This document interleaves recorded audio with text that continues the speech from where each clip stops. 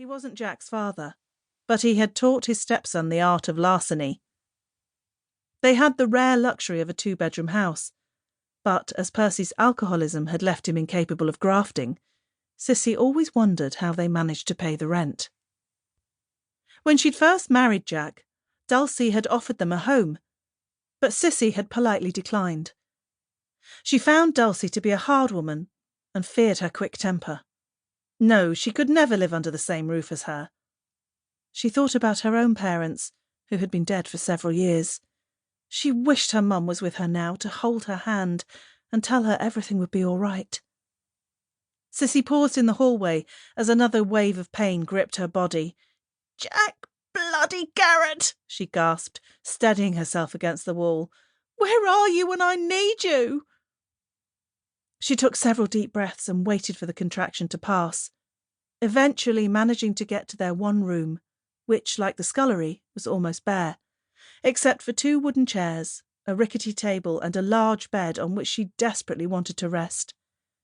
It crossed her mind to bang on the wall and attract the attention of her neighbour, but Miss Capstone was a godly woman, and it was no secret that she despised Jack and his unlawful ways.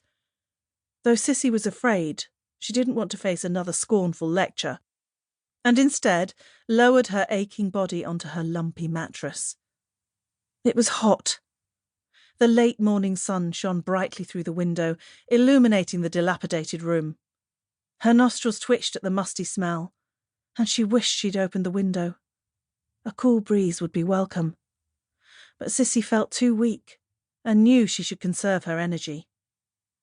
She lay back and stared at the flaking paint on the ceiling.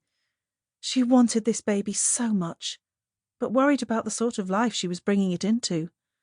Money was sparse, and their home was almost derelict, infested with bugs and vermin. All she could offer the child was her unconditional love. A lone tear slipped from her eye and trickled down her face to rest in her ebony hair, which was now damp with sweat.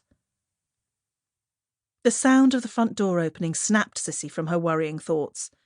She heard her husband's heavy footsteps and sighed with relief as their door flew open.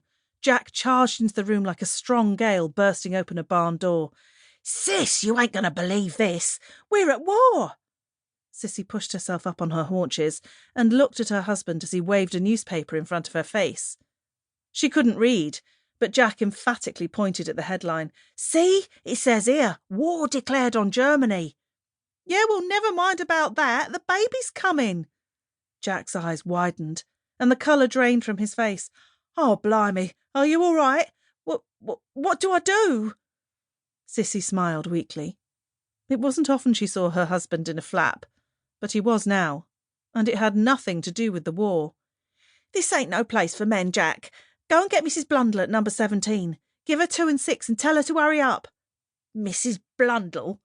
Jack spat the name through his crooked teeth. "The old girl's always drunk. How the bleeding hell is she going to help?"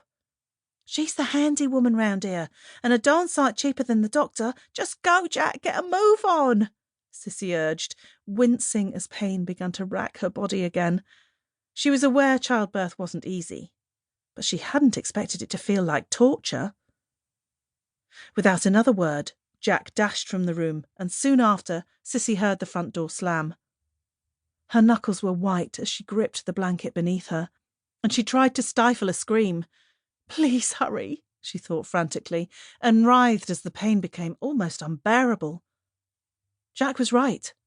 Mrs. Blundell was drunk a lot of the time, but she'd helped most of the local women to give birth. Blundell's babies, they were affectionately called. If you paid her a shilling, she'd lay out the dead too. Sissy quickly tried to push that thought from her mind. Childbearing was a dangerous time for a woman, so she wouldn't allow herself to think of death. Instead, she tried to focus on names for the baby.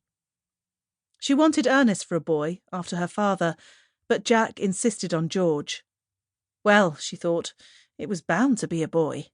It had certainly kicked her bony ribs hard enough, and fancy being born on the day war broke out. The door opened again, and to her relief, she saw Mrs. Blundell follow Jack into the room.